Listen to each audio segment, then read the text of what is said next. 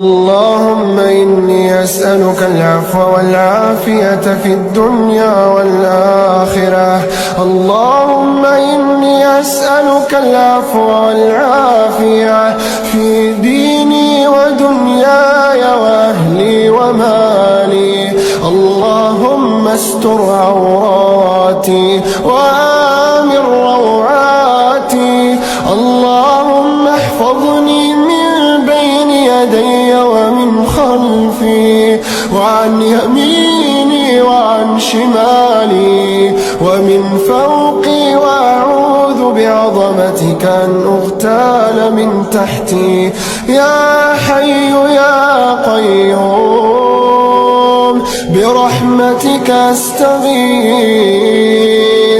أصلح لي شأني كله ولا تكلني إلى نفسي طرفة عين.